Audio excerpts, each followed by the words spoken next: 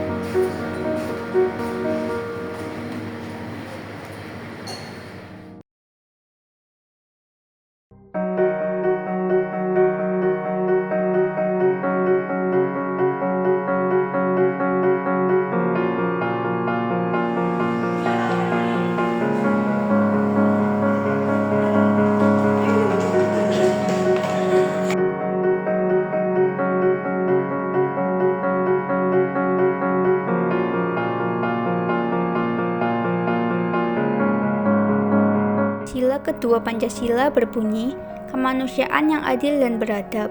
Salah satu pengamalan nyatanya adalah sikap empati dan solidaritas kepada sesama, khususnya kepada mereka yang sedang mengalami penderitaan. Dalam kehidupan sehari-hari, banyak situasi yang menuntut kita untuk menunjukkan kepedulian, terutama saat melihat teman kita dibuli atau disakiti secara verbal maupun fisik.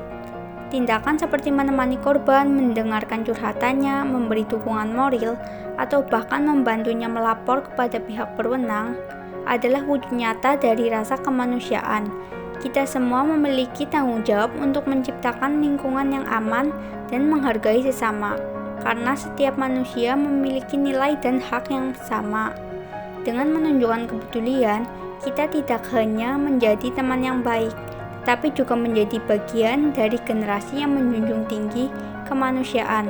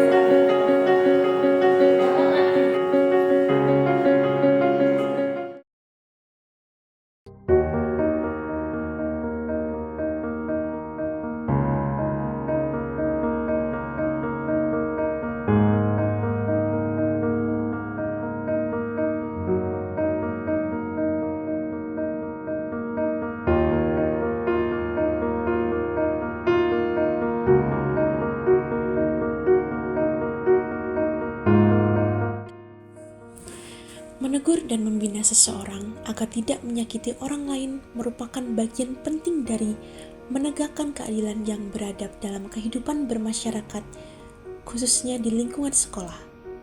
Sila kedua, Pancasila mengajarkan kita untuk menjunjung tinggi nilai kemanusiaan yang adil dan beradab. Artinya, setiap individu, baik korban maupun pelaku, harus diperlakukan secara manusiawi dengan penuh penghormatan dan rasa hormat. Dalam konteks penanganan bullying, pembinaan terhadap pelaku bukanlah sekedar memberikan hukuman atau sanksi yang keras, melainkan lebih pada pendekatan edukatif yang bertujuan untuk mengubah pola pikir dan perilaku mereka. Hal ini sangat penting karena pelaku bullying seringkali belum memahami sepenuhnya dampak negatif dari tindakan mereka terhadap orang lain. Dengan pendekatan yang penuh kasih sayang dan pengertian, pelaku dapat diajak untuk merenungkan kesalahan mereka, menyadari betapa pentingnya menghargai hak asasi sesama manusia, dan belajar bertanggung jawab atas perbuatannya. Proses ini juga mengajarkan nilai empati, di mana pelaku diajak untuk merasakan bagaimana perasaan korban yang menjadi sasaran tindakan bullying.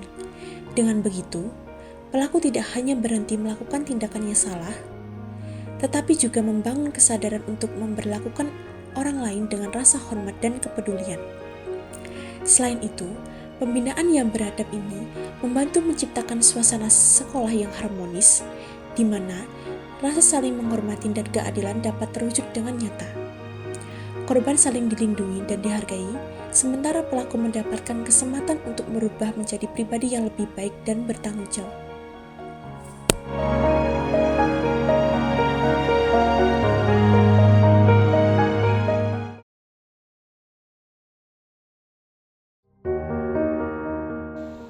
Bullying bukan sekadar bercanda yang kelewatan. Bullying adalah tindakan yang menyakiti orang lain secara fisik, verbal, maupun psikologis, dan seringkali dilakukan secara terus-menerus. Bullying bisa berupa ejekan, ancaman, pemukulan, pengucilan, hingga perundungan di media sosial. Apapun bentuknya, bullying adalah pelanggaran terhadap nilai-nilai kemanusiaan. Secara hukum, bullying bisa masuk kategori tindak pidana kekerasan atau pelecehan. Tapi lebih dari itu, bullying jelas-jelas bertentangan dengan nilai-nilai Pancasila, khususnya sila kedua, kemanusiaan yang adil dan beradab. Ketika seseorang membuli, artinya dia tidak menghormati martabat dan hak orang lain sebagai manusia. Dampaknya pun tidak main-main.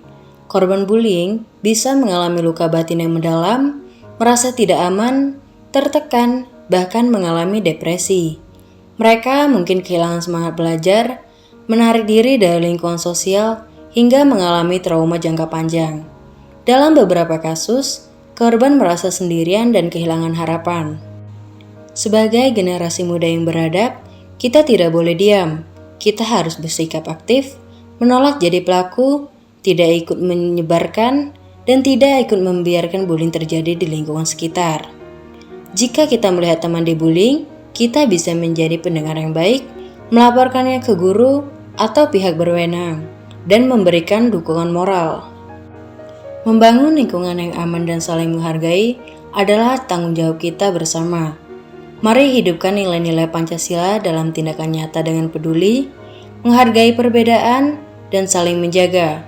Karena tidak ada tempat untuk bullying di tengah masyarakat yang beradab.